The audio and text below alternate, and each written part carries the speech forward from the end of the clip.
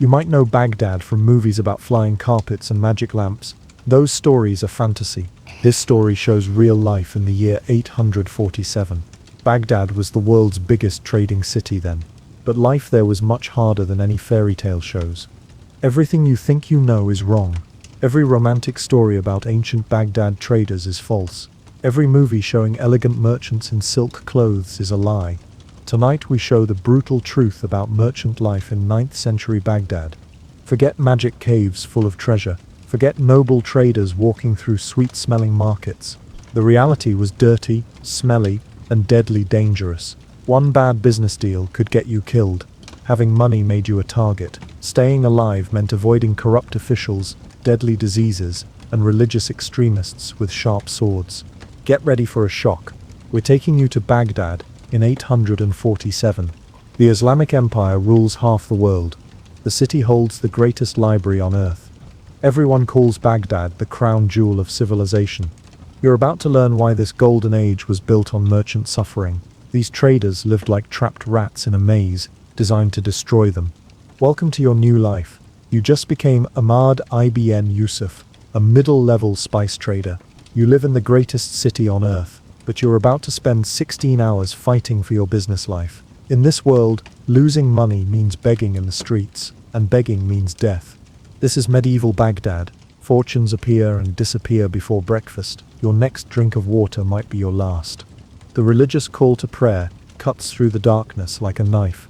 It's not gentle, it's a harsh command that splits the night air. Your eyes open to your reality, a tiny room above your spice shop. 8 feet by 10 feet, packed with more bodies than seems possible. You sleep on a thin mat made of dried grass. The floor is just dirt. You share this space with your wife, 3 children, 2 young helpers, and countless insects. Privacy doesn't exist here. Every breath, every movement, every whisper belongs to everyone. Your youngest daughter presses against your left side. Your wife's elbow digs into your ribs. One helper snores directly in your ear like a broken machine. The air is so thick you could chew it. Baghdad's summer heat never stops. Day heat becomes night suffocation. Your one window is just a hole covered with cloth. It stops nothing. It traps everything. And the smells create their own horrible symphony.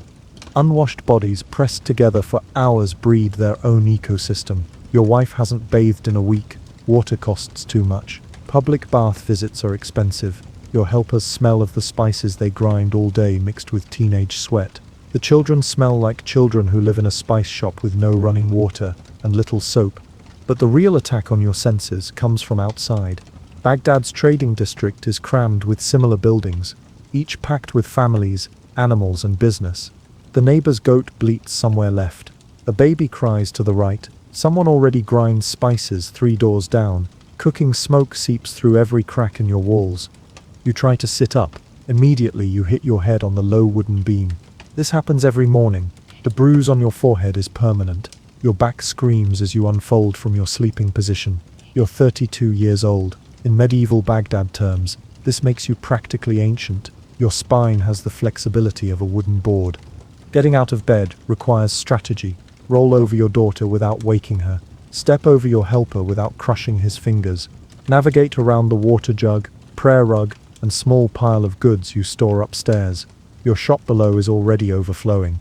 One wrong step sends spices cascading across your sleeping family.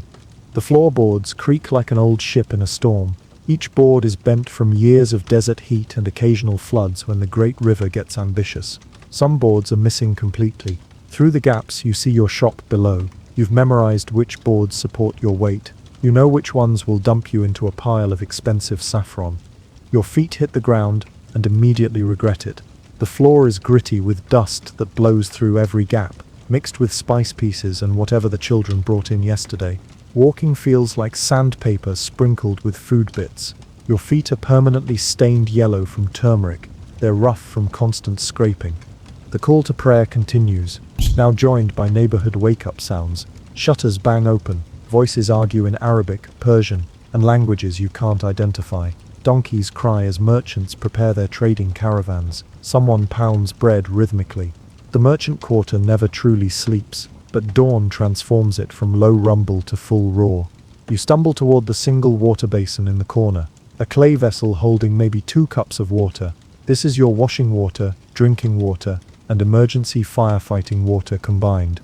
The water is warm, naturally. Everything in Baghdad is warm. It tastes of clay and has a thin dust film floating on top.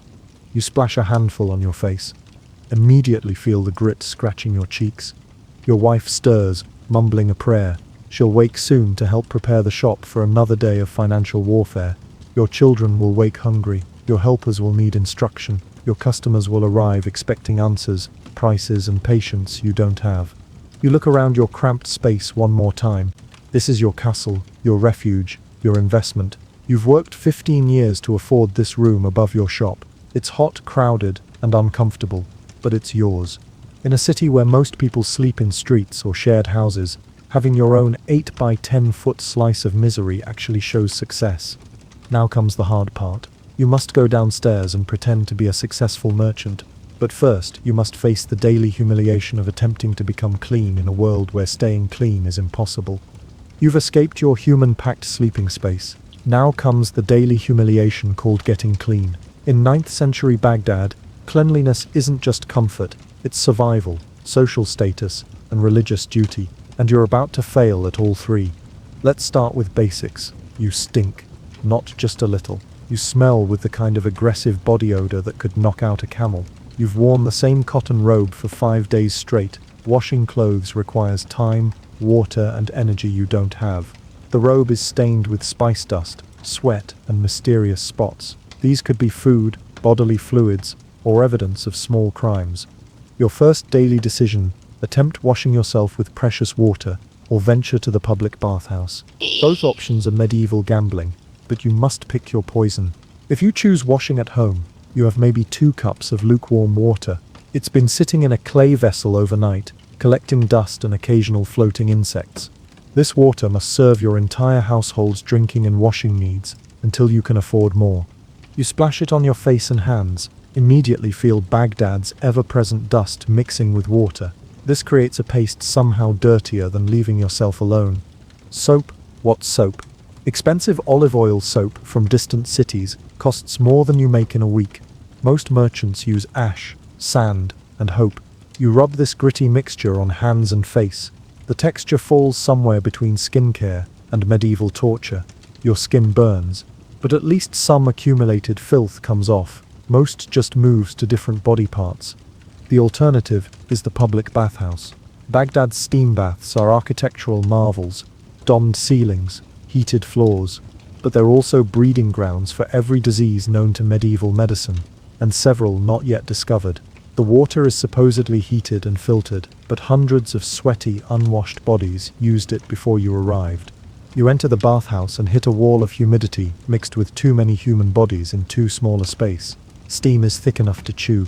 You can see maybe 3 feet ahead. Voices echo off stone walls. Arabic, Persian, Turkish, and other languages blend into a multilingual symphony of splash sounds and questionable personal hygiene practices. The first room is for undressing. This means stripping to your linen undergarment in front of strangers. They judge your physique, clothing quality, and social status. Your body tells your profession's story. Hands permanently stained yellow from handling turmeric, arms scarred from moving heavy sacks, back curved from years hunching over account books. The hot room is where real adventure begins. You sit on marble benches that are too hot and too slippery. Attendants pour buckets of scalding water over your head. Water burns your scalp and runs down your body. It carries 5 days of accumulated merchant grime, but it also carries whatever bacteria and parasites swam in that water since the previous customer. The bathhouse attendant approaches with a rough cloth. This cloth has seen more bodies than a battlefield medic. He scrubs you with the enthusiasm of someone cleaning a particularly stubborn cooking pot. He removes not just dirt but several skin layers. The pain is intense but necessary. Medieval life requires aggressive cleaning techniques. Your fellow bathers represent Baghdad's working class. Other merchants, craftsmen, religious scholars, occasional government officials mixing with common people. Everyone is naked, sweaty, and uncomfortable. This creates democratic equality that disappears when you put clothes back on. But here's the real problem: the water. Baghdad's water supply is constant gambling. The city draws from the great river that also serves as sewage system. transportation route, and industrial waste disposal. Water is supposedly filtered through sand and gravel, but supposedly doesn't kill parasites causing dysentery, cholera, and other delightful medieval experiences. Even if you survive bathhouse water, you still face your teeth.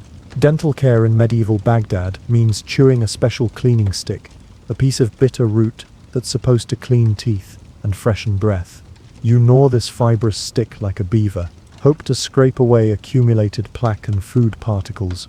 The cleaning stick tastes like bitter wood mixed with your own dental decay. Your gums bleed regularly.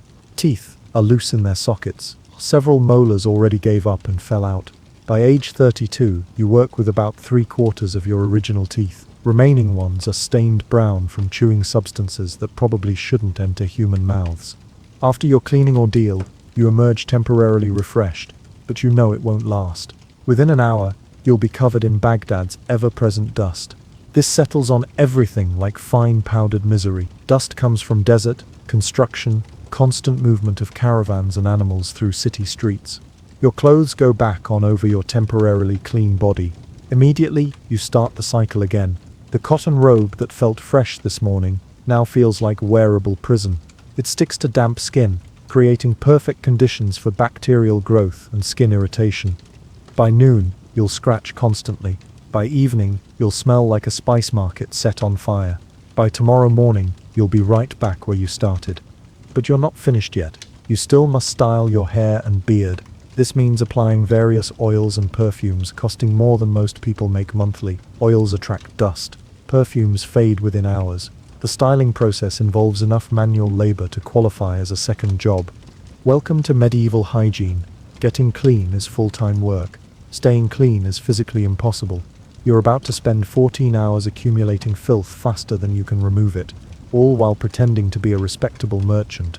In a city that measures success by how little you smell, now thoroughly clean and already getting dirty again, you must face the next essential challenge of the day. Your stomach growls with the urgency of someone who hasn't eaten since yesterday's questionable dinner. It's time to confront the morning food battle, where every bite is a gamble between nutrition and death. You walk downstairs to face your first deadly choice of the day, what to eat without dying from it. In old Baghdad, breakfast isn't about taste or health. It's about choosing which foods won't kill you before lunch. No cold storage, no coffee shops, no food stores nearby, just you, your questionable food, and the desert heat that ruins everything. Your breakfast choices spread before you like a dangerous game. Yesterday's flat bread, hard as stone, dates that might have grown strange things overnight, water that tastes like the clay pot holding it, and whatever meat hasn't completely rotted in Baghdad's burning heat. Let's start with bread. Your wife baked it 2 days ago. She used flour that cost a week's earnings. The wheat traveled from northern farms by camel caravan. It crossed dust storms and areas with robbers. By the time it reached your kitchen, half its goodness had disappeared with your money. The flat bread now feels like leather armor. You must soak it in precious water just to chew it. Each bite requires jaw strength like a professional nutcracker. The bread tastes like cardboard mixed with sand, because that's basically what it is. But it fills your stomach. It gives you energy to survive until your next food disaster. Dates are your luxury breakfast item. These sticky sweet fruits cost more per pound than some spices. They should provide quick energy and important nutrients. Instead, they're sugar bombs. They attract every fly, ant, and crawling thing within 3 blocks. You check each date like a jewel expert, looking for signs of rot, bug problems, or fuzzy mold that means certain stomach pain. The good dates disappeared yesterday. Today's selection represents the survivors, wrinkled, questionable, but still technically edible. You put one in your mouth, the sweetness hits immediately. Then comes an unknown crunch. Could be a date seed piece, could be an insect, could be crystallized sugar. You chew anyway. Protein is protein. You can't afford to be choosy about the source. Now for the real challenge, staying hydrated. Water in old Baghdad is like playing a deadly game with your stomach. Every drink is a bet between staying alive and spending 3 days emptying your bowels with explosive force. Your household water supply sits in large clay containers. These pots should keep water cool through evaporation. In practice, they're breeding grounds for bacteria, algae, and tiny life forms that science hasn't discovered yet. The water tastes of clay, dust, and whatever died upstream in the Great River last week. It's warm on the coolest days, blood temperature on normal days, boiling soup temperature during summer heat waves. You drink it anyway. Dehydration kills faster than stomach sickness. But here's where money meets survival. Clean water exists in Baghdad. Special water cellars filter river water through sand, gravel, and cloth. This processed water costs about 10 times more than regular water. It's like buying bottled water that costs more than wine. You can afford clean water maybe once a week. The rest of the time you drink whatever doesn't immediately kill you. You hope your body can handle the bacterial war happening in your stomach. Food storage in 120-degree heat requires strategies that would impress modern survival experts. No ice, no refrigeration, no preservatives beyond salt, which costs more than silver. Everything you own fights a constant battle against heat, humidity, insects, and time. Your spice shop doubles as food storage. Sacks of rice compete for space with containers of preserved meat. Dried fruits hang in cloth bags next to strings of onions.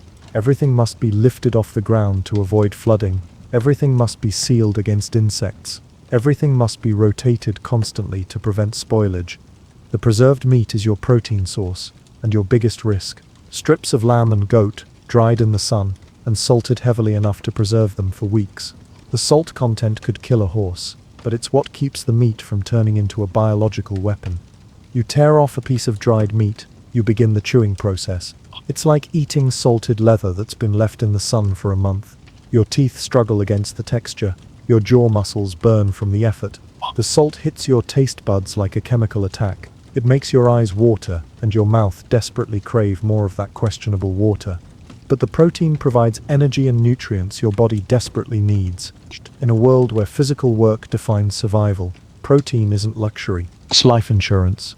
Insects are everywhere in your food supply, not by choice, but by inevitability. Small beetles in the grain, flies on the fruit, mysterious crawling things in the dried meat. You've learned to consider them bonus protein rather than contamination.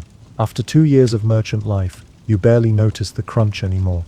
The money math of eating versus starving creates daily calculations that would challenge modern accountants. Every bite costs money you don't have. Every meal represents profit, lost to survival. Every food choice balances nutrition against expense, against probability of food poisoning. Your family gathers around the breakfast spread, like survivors dividing emergency supplies. Your wife takes the smallest portions. Your children get priority on the safest foods. Your helpers get whatever's left. You eat last, because a dead merchant provides for no one. This isn't a meal, it's a strategic resource meeting disguised as breakfast. Your youngest daughter wrinkles her nose at the dried meat. Your middle son complains about the hard bread. Your oldest child has already learned not to complain about food. Complaining doesn't create more food or better options. Your wife watches everyone eat with the calculating eye of a military supply officer. She's tracking consumption rates, calculating remaining supplies, planning tomorrow's survival strategy. In old Baghdad, the person who manages food storage determines whether the family lives or dies.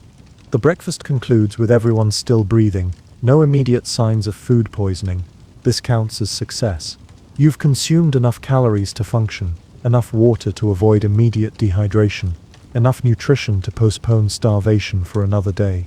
Now comes the cruel irony. You run a spice business. You're surrounded by flavors that could transform any meal into a culinary masterpiece. But spices are your merchandise, not your food. Using your valuable saffron to improve breakfast is like burning money for warmth. Your stomach partially filled with questionable nutrition, you prepare for the next crucial transformation. The ritual of dressing for commercial warfare begins. In medieval Baghdad, your clothing determines whether customers trust you with their money, whether officials respect you, and whether you survive the day's heat. Your wardrobe is simultaneously your armor, your advertisement, and your torture device. You stand before your pathetic wardrobe.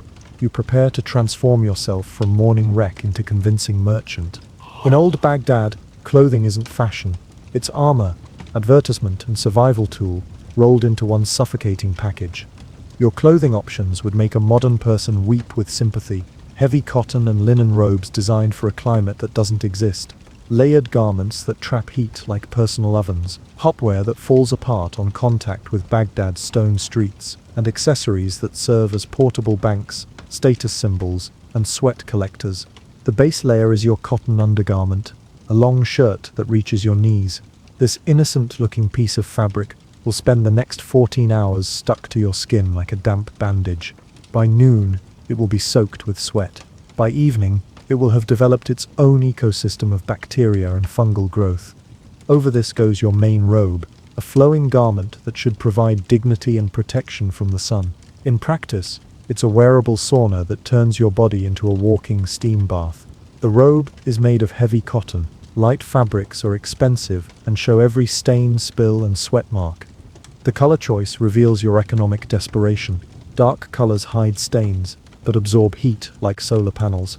Light colors reflect heat, but show every drop of perspiration, every spice dust particle, every evidence of your daily struggles. You've chosen dark brown, the color of compromise and practicality. The robe weighs about 10 pounds when dry. When soaked with sweat, it doubles in weight. It creates a personal anchor that makes every movement feel like swimming through mud. The fabric doesn't breathe.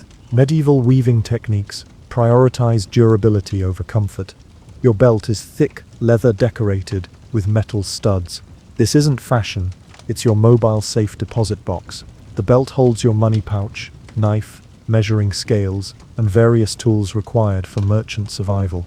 The leather is already cracking from heat and moisture. The metal studs are hot enough to brand cattle, but removing the belt means losing access to your essential survival equipment. The money pouch deserves special mention. It's a leather bag containing your day's operating capital. It hangs from your belt like a target for every thief in Baghdad. The pouch bounces against your hip with every step. It creates a rhythmic announcement of your wealth to anyone within hearing distance. It's simultaneously necessary for business and a death sentence if noticed by the wrong people. Now for footwear. The daily gamble between protection and disintegration. Your shoes are leather sandals with wooden soles.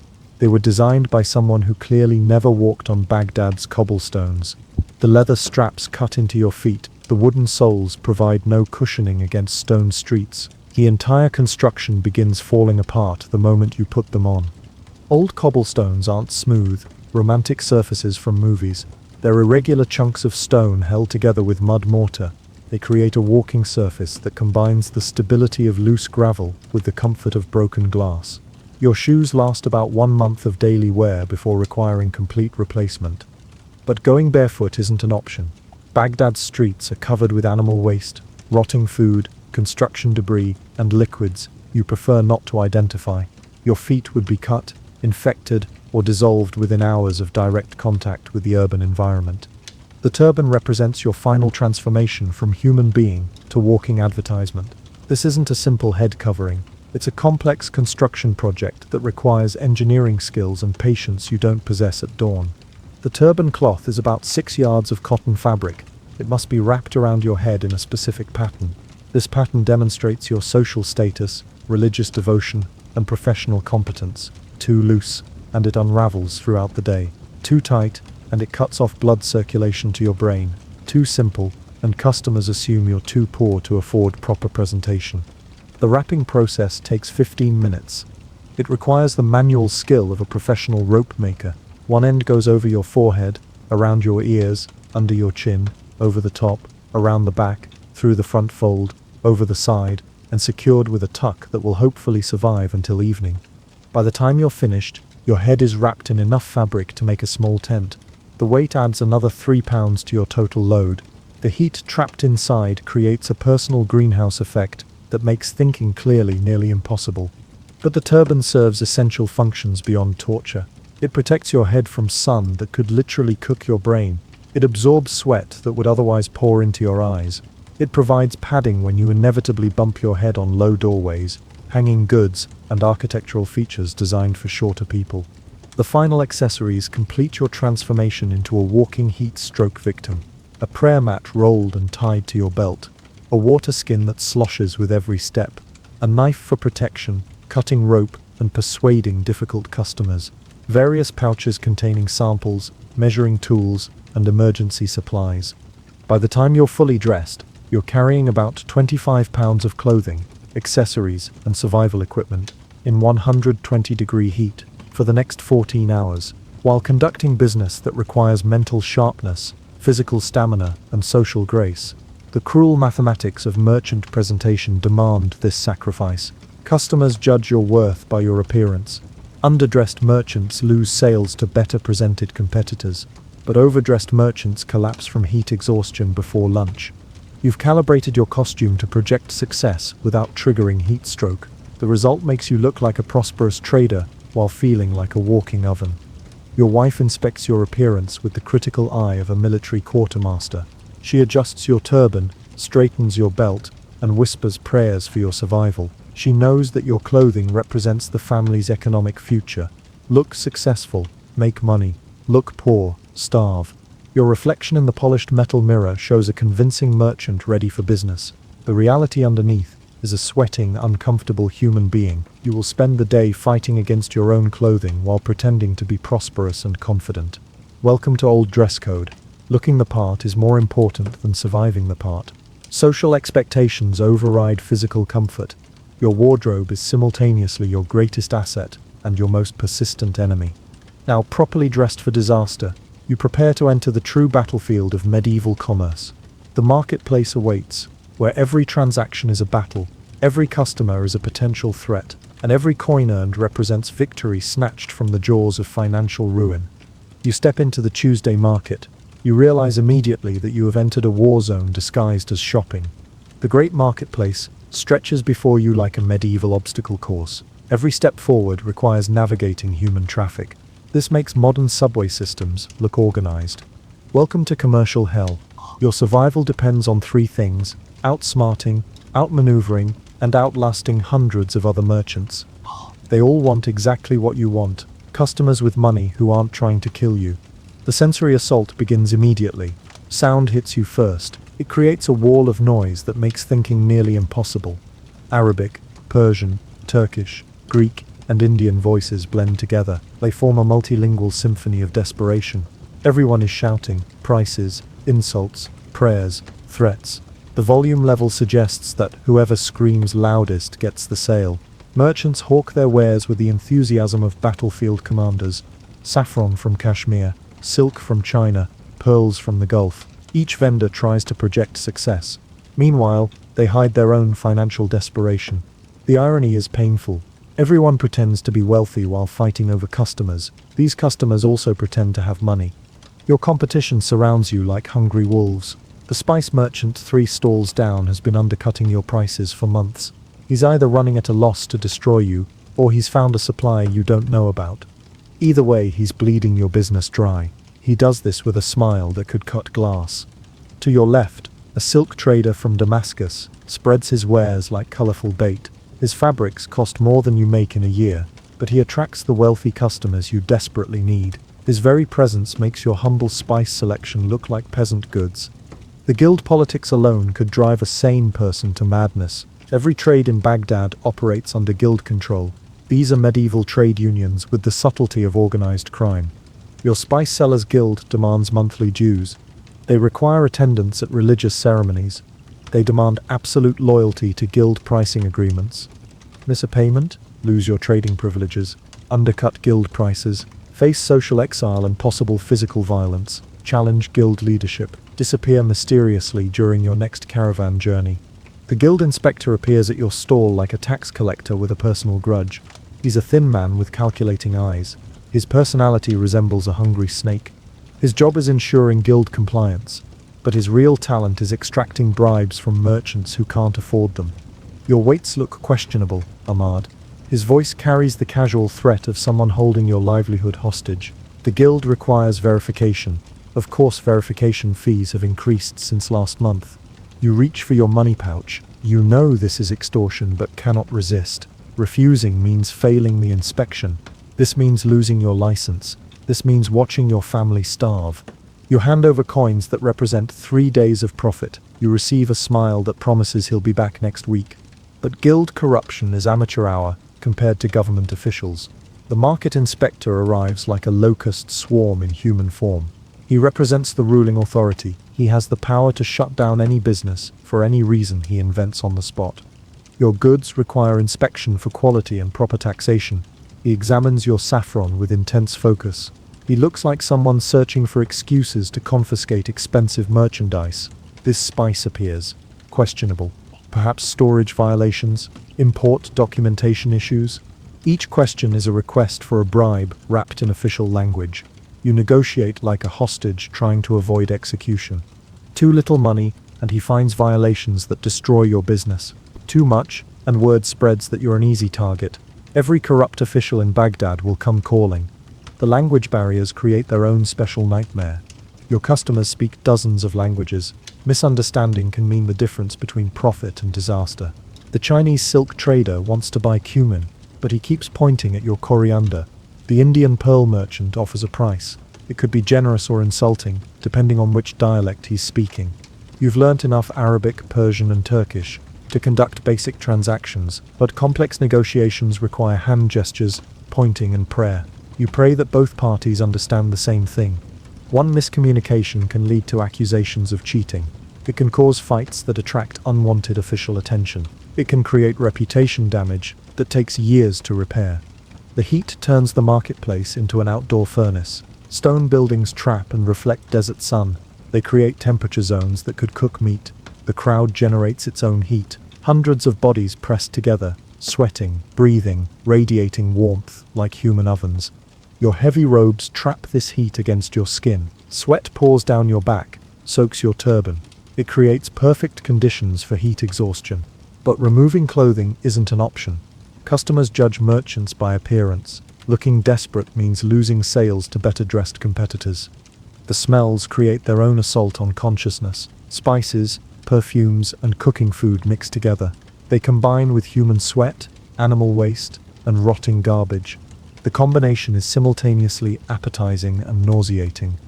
Your own merchandise contributes to the scent chaos. Cardamom, cinnamon, and black pepper release their oils in the heat. They create an expensive perfume that attracts customers and insects with equal enthusiasm.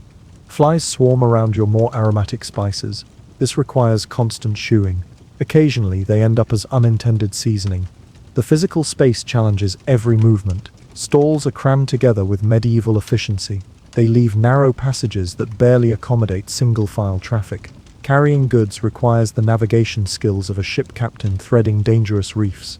Customers push, shove, and elbow their way through crowds.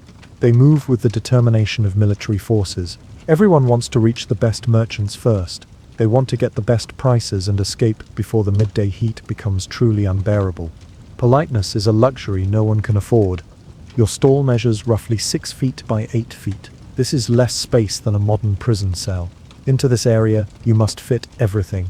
Your merchandise, scales, measuring tools, money box. You also need enough room for customers to examine goods without destroying your carefully arranged display.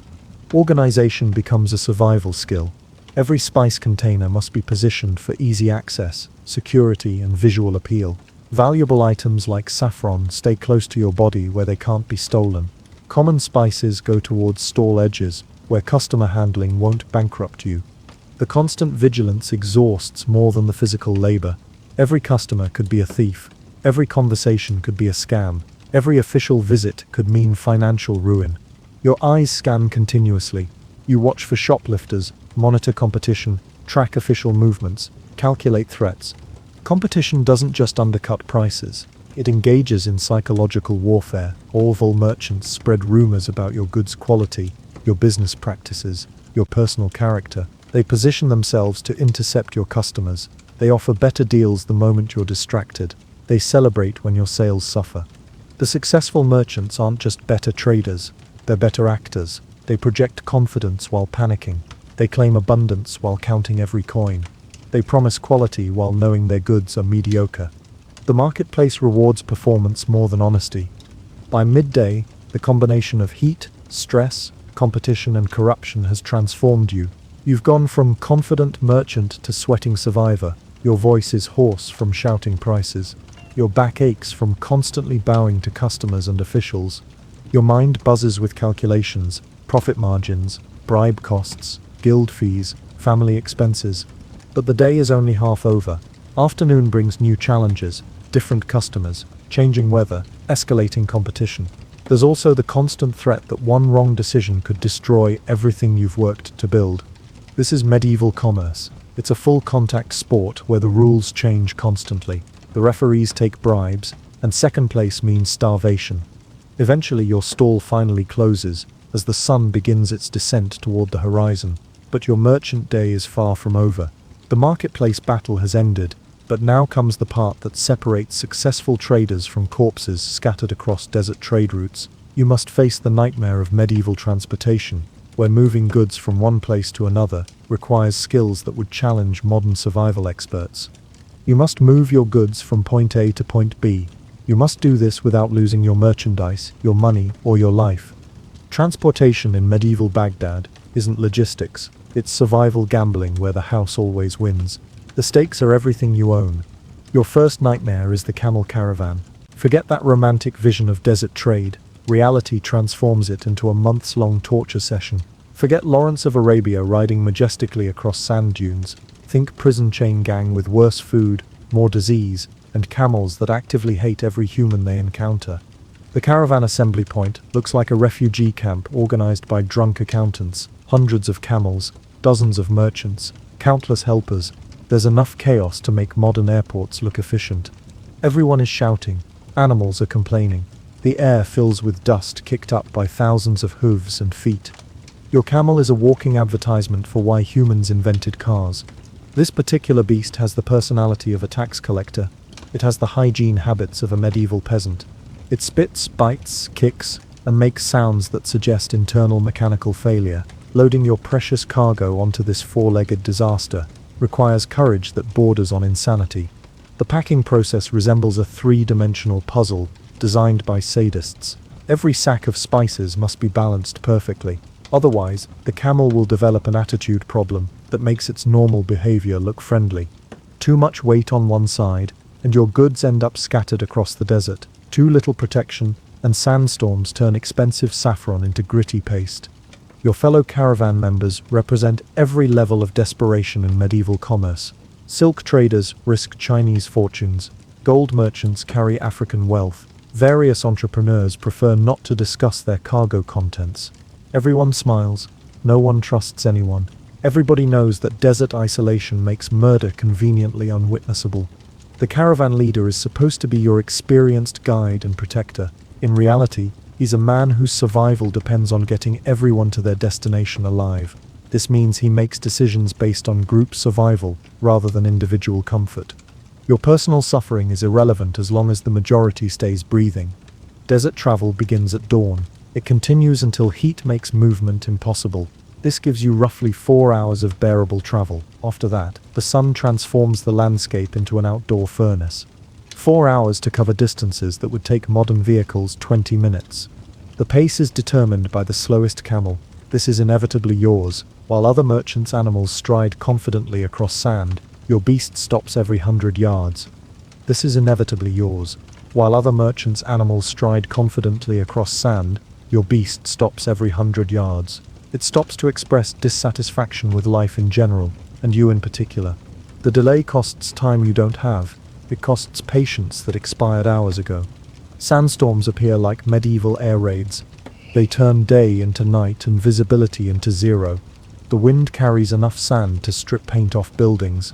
This explains what it does to exposed human skin. You wrap your turban around your face. You pray that your camel's navigation instincts are better than your own. During storms, the caravan stops.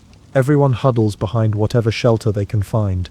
You spend hours crouched next to a camel that smells like rotting vegetation. Sand infiltrates every piece of clothing, every container of merchandise, every orifice of your body. When the storm passes, you discover something unfortunate. Your expensive spices now contain enough sand to build small castles. Navigation requires skills that medieval GPS systems don't possess. The caravan leader follows ancient routes, marked by wells, rock formations, and other landmarks. These landmarks look identical to untrained eyes. Getting lost means running out of water. This means death by dehydration. This means becoming part of the desert landscape that future caravans use as navigation warnings. Water management becomes more complex than modern engineering projects. Every drop must be calculated, rationed, and protected. The wells along trade routes don't always contain water. Sometimes they contain water that kills you. Occasionally they contain water that other people are willing to fight for. Bandits represent the most immediate transportation hazard. Desert routes attract criminals like flowers attract bees. Caravans represent mobile treasure chests with minimal protection. Bandit attacks happen suddenly and violently. Outcomes depend entirely on how much resistance the caravan offers versus how much the bandits want your goods. Your defense options are limited and terrifying. Fight back and possibly die heroically while losing everything anyway. Surrender immediately and possibly survive while definitely losing everything. Try to hide your most valuable goods. Hope the bandits don't find them during the search. This search determines whether you live or die. River transport on the Great Tigris River offers different but equally creative ways to destroy your business. Loading cargo onto boats requires the same careful balancing act as camel packing, but there's added excitement. Mistakes result in everything you own sinking to the river bottom. The boats themselves inspire confidence like medieval death traps. They feature wooden construction held together with rope, tar, and prayers. No safety equipment beyond hoping you can swim better than your cargo can sink. Navigation depends on river pilots whose sobriety is questionable. Their knowledge of current water conditions is purely theoretical. River currents change daily based on upstream rainfall, seasonal flooding, and the whims of geography. What was safely navigable yesterday becomes a death trap today. Sandbars appear overnight. Strong currents shift without warning. River pirates operate with the efficiency of organized businesses. The loading and unloading process transforms you from merchant into manual laborer. Heavy sacks of spices require lifting, carrying, and positioning that would challenge professional athletes. Your back screams, your shoulders burn, your hands develop calluses that make handling delicate merchandise nearly impossible. Spoilage during transport represents the cruelest transportation nightmare. You can survive bandits, sandstorms, and navigation disasters, but you can't survive arriving at your destination with merchandise that's worthless. Heat, humidity, and time conspire together. They transform valuable goods into expensive garbage. Your saffron, worth more per ounce than gold, requires special protection from moisture that doesn't exist, and temperature control that's impossible. It needs handling that prevents the delicate threads from crumbling into powder. One mistake in storage, one unexpected weather event, one day of excessive heat changes everything. Your most valuable inventory becomes colorful dust. The financial calculations of transport costs versus profit margins require advanced mathematical skills that challenge medieval accounting systems. Camel rental, guide fees, protection payments, food, water, and various bribes to officials along the route can easily exceed the value of your cargo. But staying in Baghdad means competing only in local markets where everyone knows your weaknesses. Even if you survive the physical dangers of trade, another challenge awaits: balancing religious devotion with business success in 9th century Baghdad. As a Muslim merchant in the world's greatest trading center, you face daily conflicts between spiritual obligations and commercial opportunities. 5 times each day, the call to prayer echoes across Baghdad. Each call stops your business at the worst possible moment. Dawn prayer starts when you load goods onto camels. Midday prayer happens when customers want to buy things. Afternoon prayer interrupts important negotiations with suppliers. Evening prayer conflicts with inventory counting. Night prayer ends your day when you calculate profits. Each prayer requires ritual washing, facing toward Mecca, and 20 minutes of focused attention to God. This sounds reasonable until you realize something terrible. Stopping business for prayer means losing customers to competitors who somehow manage to pray and trade simultaneously. The worst example happened on a particularly busy afternoon. Your most valuable customer arrived precisely when the noon call to prayer began. He wanted to buy all your saffron, a sale that would pay your family's expenses for 2 months. But religious law required you to abandon this financial opportunity and kneel on your prayer mat. Meanwhile, your competitor 3 stalls away somehow managed different timing, maintaining his spiritual devotion while conducting the business you just lost. The mathematics of spiritual obligation become clear over time. 20 minutes of prayer, 5 times daily, equals 1 hour and 40 minutes of lost trading time. Religious obligation costs you approximately 1/4 of your possible income. The most devoted merchants are often the poorest. Beyond prayer scheduling, your faith eliminates entire categories of profitable trade. No pork, no alcohol, no lending money for interest, no gambling, No business partnerships with non-Muslims who engage in forbidden activities. The wine trade represents the most painful example. Baghdad's international community includes Christians, Jews, and followers of various traditions who all consume alcohol legally and enthusiastically. Your Christian competitors make fortunes importing wine that sells for 10 times its purchase price. Meanwhile, you struggle to achieve modest profits on spices that everyone considers essential, but no one wants to pay high prices for. Religious charity law requires giving 2.5% of your wealth annually. This sounds modest until you realize medieval business profit margins rarely exceed 10%. Religious charity consumes 1/4 of your potential earnings, and the complex calculations would challenge professional mathematicians. The pilgrimage requirement adds another burden. Every Muslim must complete the journey to Mecca at least once, requiring months away from business during peak trading season. By the time you reach your destination, if you reach your destination, you've survived experiences that would traumatize modern travelers. All your goods may or may not be sellable. Your money may or may not cover your expenses. Your health may or may not recover from the journey. But you're still alive. You're still in business. You're still ready to do it all again. Because in medieval commerce, the alternative to transportation nightmares and religious complications isn't staying safe at home. The alternative is watching your competition get rich, while you slowly starve in the comfort of your own merchant quarter. The costs include transportation, food, lodging, and gifts for religious sites. This totals more than most merchants earn in a year. Planning the pilgrimage requires choosing between religious duty and family welfare. Complete the pilgrimage and return to find your business relationships deteriorated. Your market position is lost to competitors. Your financial resources are depleted. Skip the pilgrimage and face social shame. This affects your reputation and customer relationships. The annual month of fasting creates its own set of business challenges. During the holy month of fasting, you cannot eat or drink from dawn to sunset. This transforms business operations into endurance contests. Conducting complex business transactions becomes nearly impossible. You need energy and mental clarity for successful trading. Your Muslim customers also fast during this month. Everyone involved in business transactions operates with reduced brain function. People have shortened tempers and decision-making abilities that deteriorate throughout the day. The religious leadership in your community represents perhaps the most complicated aspect of faith-based commerce. Your religious leader represents the most complicated business relationship in your professional life. As your spiritual guide, he provides religious counsel and moral direction.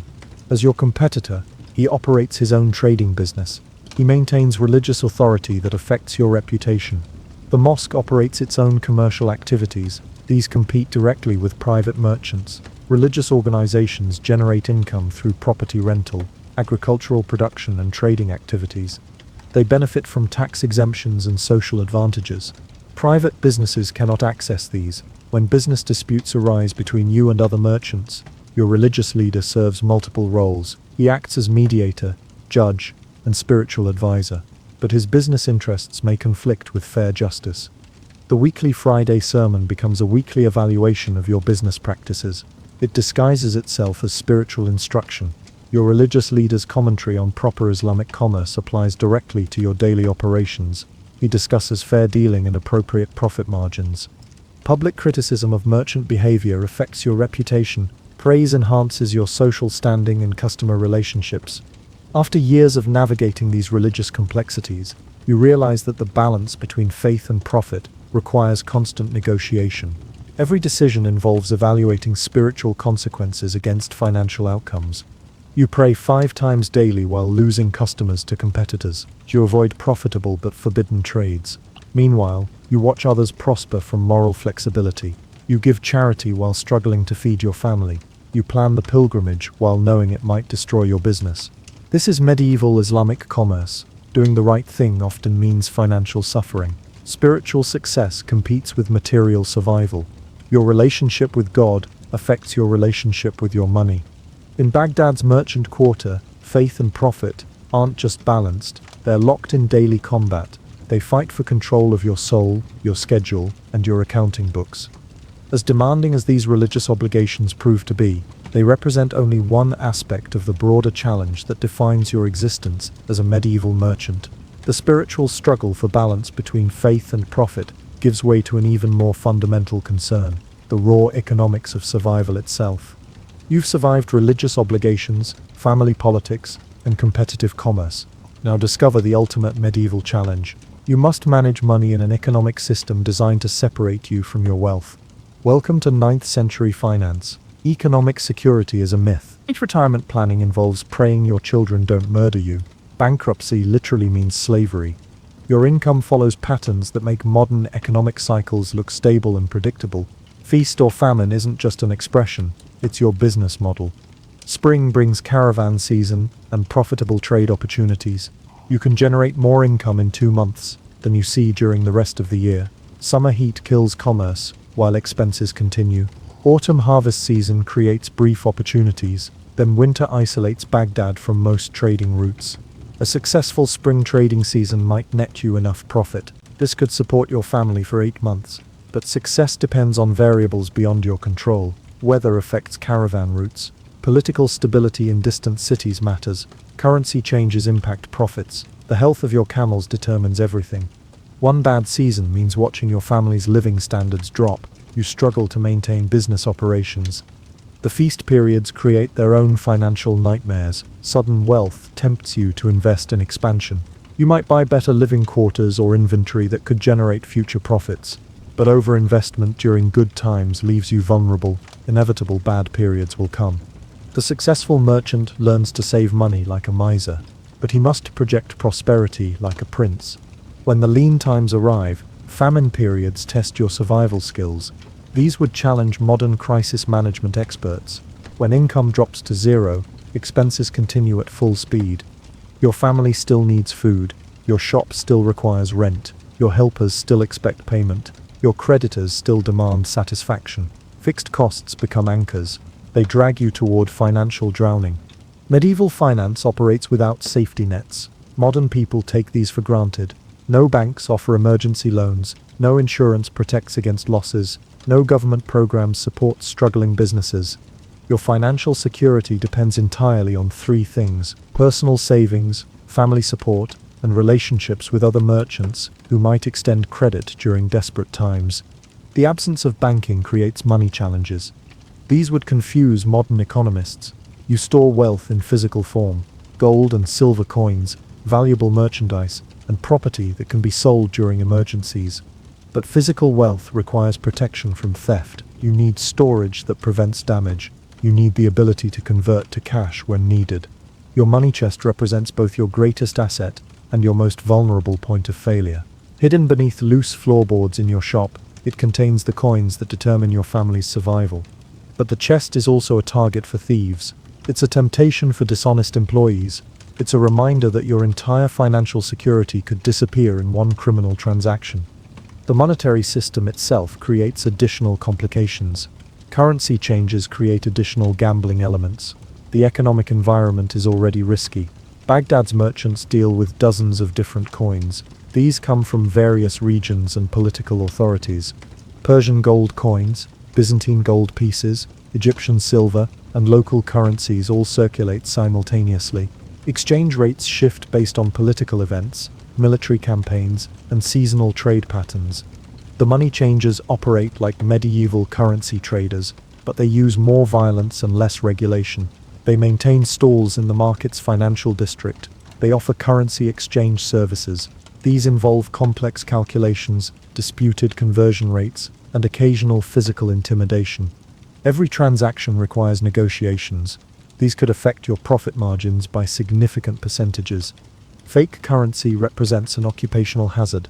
This transforms every business transaction into a detective investigation. Skilled criminals produce fake coins that look authentic. Expert examination reveals the deception later. Accepting fake money means losing the value of goods sold. You also lose the cost of replacing worthless currency. The losses can destroy months of careful profit accumulation.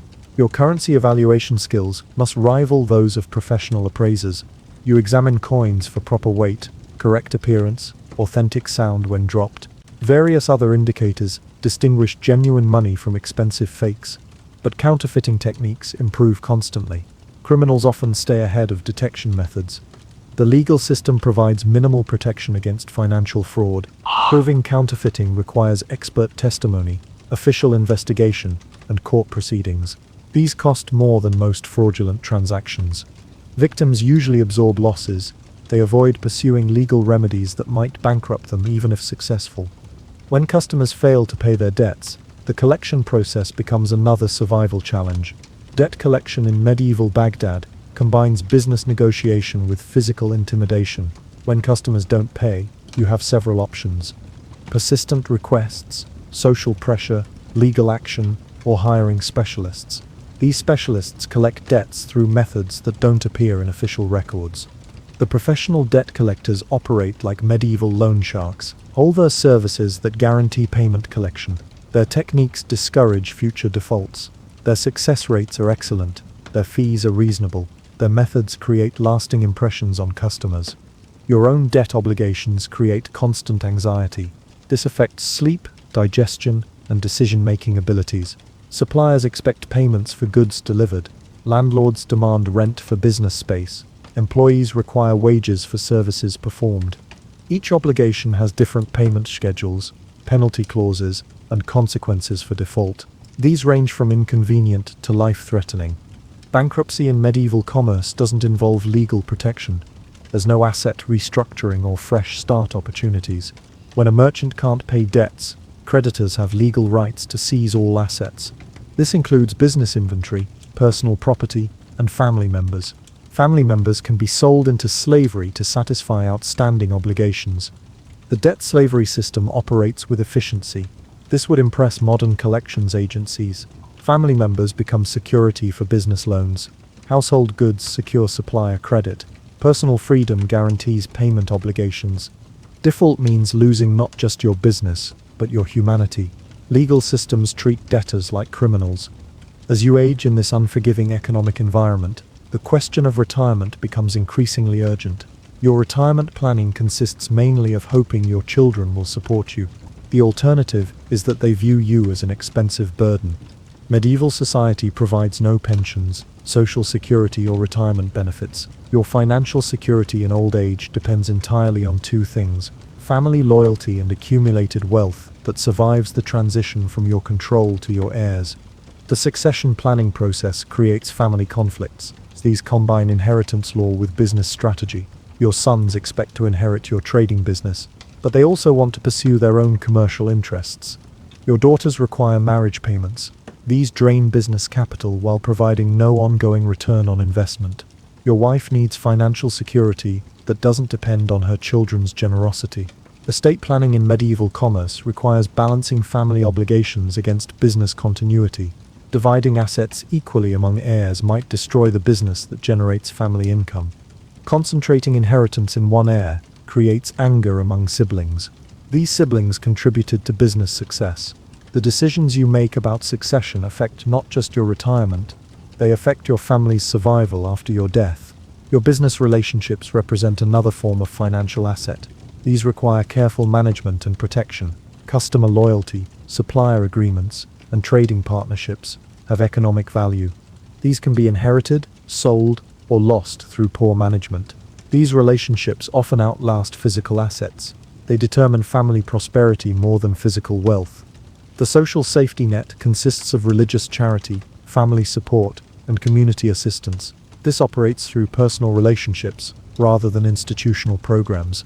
Your standing in the merchant community determines access to emergency help during financial crises. Maintaining good relationships with fellow traders creates informal insurance networks. These provide mutual support during difficult periods. Economic mobility works both directions with surprising speed. Successful seasons can elevate your family's social status. Failed ventures can reduce you to poverty within months.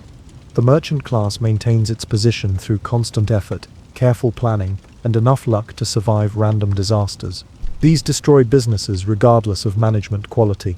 Your children's economic future depends on education, connections, and inheritance. You provide these through current business success. Investment in their training creates long-term family security, but it reduces short-term profits needed for daily survival. The balance between present needs and future planning requires decisions that affect generations. The economics of medieval commerce reward risk-taking, but they punish failure with severity that makes modern business consequences look gentle. Success brings wealth, social status, and security that can last for generations. Failure brings poverty, slavery, and family destruction that affects your descendants for decades. Every business decision carries consequences that extend far beyond immediate profit and loss. Your economic choices determine not just your own survival, but your family's future. They determine your children's opportunities and your legacy in Baghdad's merchant community. This is medieval economics. Wealth disappears faster than it accumulates. Security is temporary, and poverty is permanent. Your business success determines whether your family lives in comfort or dies in slavery. In Baghdad's merchant quarter, surviving economically requires multiple skills. You need accounting, psychology, warfare, and prayer, because in medieval commerce, your money management determines not just your prosperity but your humanity. The relentless pressure of economic survival, with its constant threat of financial ruin and family destruction, leads inevitably to a darker reality that overshadows every other concern. All the challenges of faith, family, and finance pale beside the ultimate certainty that haunts every medieval merchant, the inevitability of death, and the many creative ways it can destroy everything you've built. You have learned to survive as a trader. You balanced religious faith with making money. You handled family politics that would challenge modern diplomats. But now comes the final challenge. You must face dying in ways that would horrify modern insurance companies. Death in medieval Baghdad strikes everyone equally. Rich or poor, successful or struggling, death does not care, but it offers many creative ways to destroy everything you built. Welcome to a world where living to age 40 makes you elderly. Reaching 50 makes you a medical miracle that scholars write about. Your life expectancy as a Baghdad merchant is 35 years. This assumes you survive childhood diseases and dangerous early business deals. Those 35 years must create enough wealth to support your family for decades after your death. You face a mathematical problem. You need to earn a lifetime of money in half the time modern people expect to live. Disease kills rich merchants and poor vendors equally. Your international trade routes expose you to every plague and sickness. These travel the same caravan paths as your spices. You become a walking laboratory. You test every new disease that arrives from distant lands. The bubonic plague visits Baghdad regularly. This is a deadly disease that kills through infected fleas. When plague arrives, the merchant quarter becomes a medieval disaster zone. Your carefully built customer relationships mean nothing. People flee the city or die in massive numbers. During plague years, your valuable inventory becomes worthless. Customers are either dead or focused on survival, rather than buying luxury spices. The spices that normally bring high prices sit rotting in your stall. Your family faces starvation because all commerce stops. Your international business connections become infection highways. The Persian trader who brought you saffron also brought dysentery. This is a disease that kills through severe diarrhea. The Damascus supplier who provided your best cinnamon delivered typhoid fever as an unexpected bonus. The caravan that carried your profits from Egypt also transported malaria. This kills your entire family. Your job creates death statistics that would violate modern workplace safety laws. Camel-related deaths alone kill more merchants than wars, bandits, and natural disasters combined. Your transportation system uses large, angry animals. These bite, kick, trample, and occasionally eat people who annoy them. Loading accidents turn routine business into deadly gambling. Heavy cargo shifts during transport. Sacks of grain representing months of profit crush merchants. This happens to people who stand in the wrong place at the wrong time. Chemical exposure from handling spices creates long-term health problems. Your daily contact with imported substances includes dangerous materials. Modern safety experts would classify these as hazardous waste. Your hands absorb toxins. Your lungs breathe in particles. Your body accumulates chemical damage that shortens your life while generating your income. Murder rates in medieval Baghdad would make modern crime experts think the data contains mistakes. The merchant quarter operates like the Wild West, but it has better buildings and more sophisticated criminal techniques. Business disputes escalate to fatal violence frequently. Contract violations lead to knife fights. Pricing disputes result in poisonings. Partnership disagreements end with mysterious accidents. These accidents eliminate inconvenient business partners. Your commercial relationships carry death risks. These require constant alertness and occasional preemptive strikes. Bandit attacks along trade routes kill merchants efficiently. Desert criminals have perfected techniques for separating traders from their wealth and their lives simultaneously. Caravan protection provides minimal security against organized groups. These criminals treat merchant murder as profitable business. Your wealth makes you a target. Criminals view successful merchants as mobile treasure chests with minimal protection. Home invasions, street robberies, and elaborate confidence schemes all aim to transfer your money. They transfer it to people willing to kill for it. Success in business directly increases your probability of violent death. Business failure creates its own category of merchant death. When disaster destroys your wealth, medieval society provides no safety nets. These would prevent the fall from prosperity to poverty to death. Bankruptcy leads to debt slavery. This leads to working conditions that kill through exhaustion, malnutrition, and despair. Your family members become property of creditors. These creditors work them to death while recovering outstanding money owed. The transition from merchant to slave typically takes less than 6 months. Survival beyond 2 years is rare. Social exile following financial disaster creates psychological destruction. This kills as effectively as physical violence. Your former friends avoid you. Your family disowns you. Your community treats you like a contaminated person. They believe your failure might spread to anyone who maintains contact. The isolation drives formerly successful merchants to suicide, starvation, or desperate criminal activities. These result in execution. The fights following your death create family destruction. These would challenge modern divorce lawyers for creative cruelty. Your sons fight over business assets. Your daughters compete for dowry allocation. Your wife struggles to maintain household authority. Your brothers attempt to seize control of commercial operations. These conflicts typically destroy more wealth than your lifetime of business success accumulated. Legal fees consume profits. Family warfare disrupts customer relationships. The division of assets often makes the individual pieces worthless. This happens even if the combined business was profitable. Your carefully built merchant dynasty rarely survives beyond the second generation. Your sons lack your experience. Your grandsons inherit diminished resources. Your great-grandsons usually return to the working class. Your success originally elevated the family from this class. Social mobility works both directions. The descent is typically faster than the ascent. Your wife faces the cruelest example of how merchant death destroys families. Islamic law provides some protection for wives, but social reality often overrules legal theory. Your wife faces pressure to remarry quickly. She might surrender business control to male relatives. She might accept poverty that contrasts sharply with her previous comfort. Female merchants exist, but operate under severe constraints. These make success nearly impossible. Your wife's business knowledge becomes irrelevant. Society refuses to conduct commerce with women. Her understanding of your customer relationships means nothing. Those customers won't negotiate with female traders. The children's future depends entirely on adult male relatives. These relatives may view your offspring as expensive burdens rather than family responsibilities. Your sons might receive business training if they demonstrate aptitude and if resources allow. Your daughters face marriage arrangements that prioritize financial convenience over their welfare or preferences.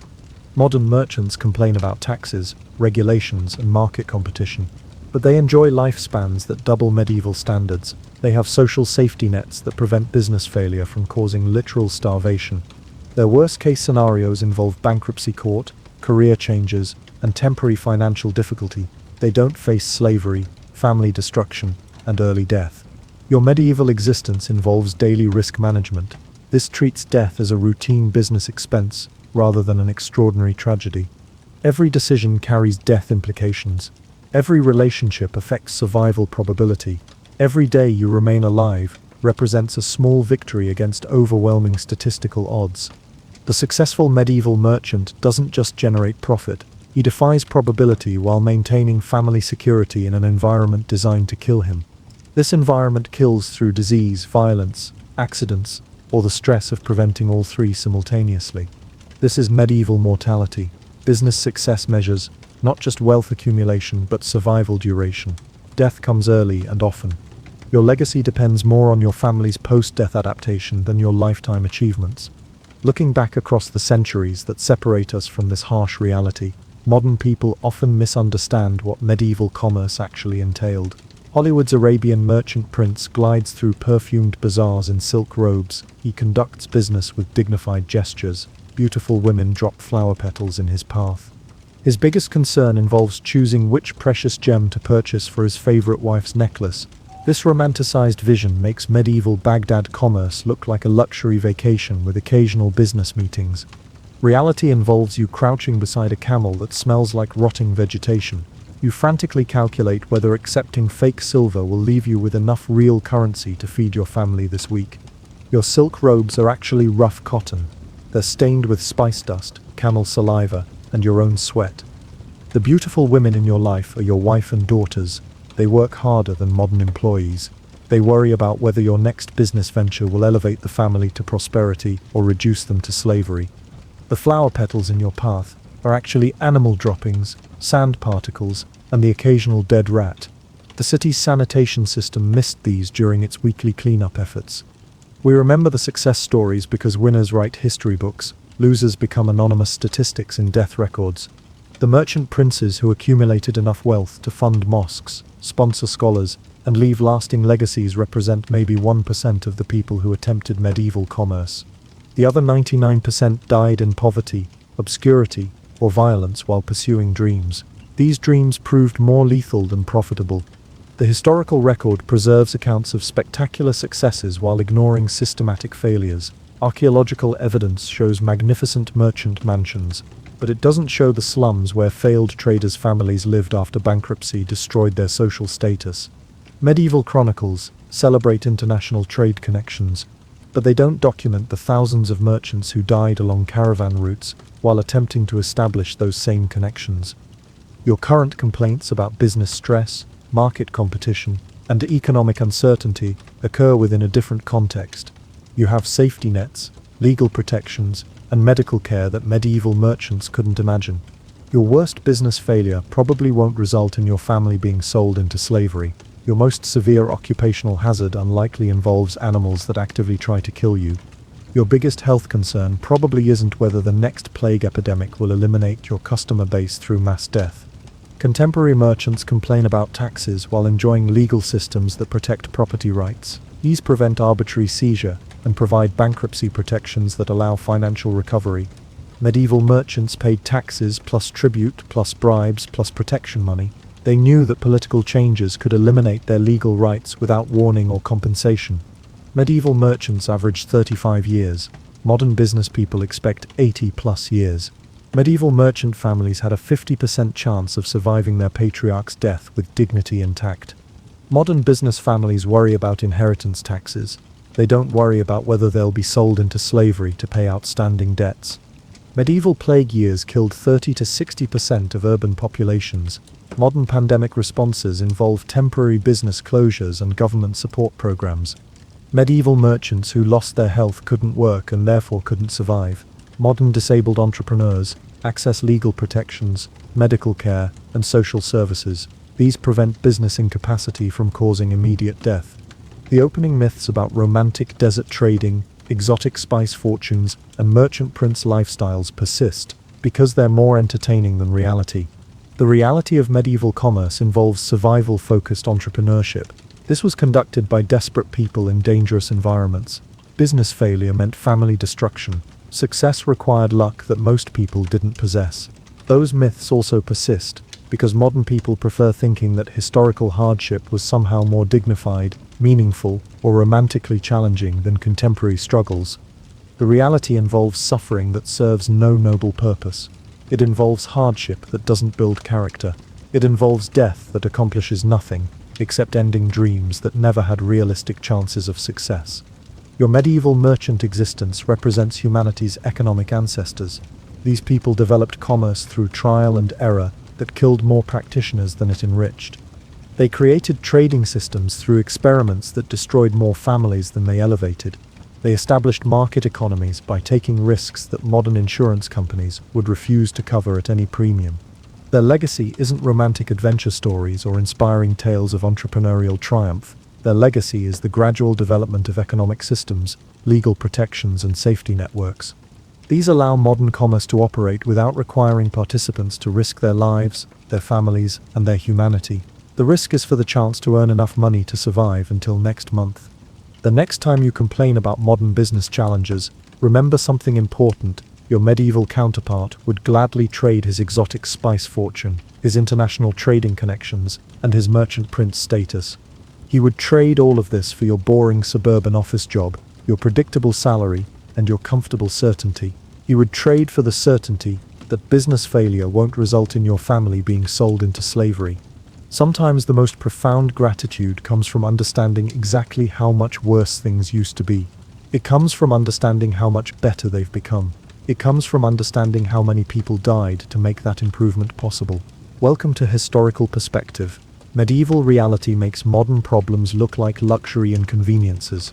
Understanding the past makes appreciating the present feel like a moral obligation.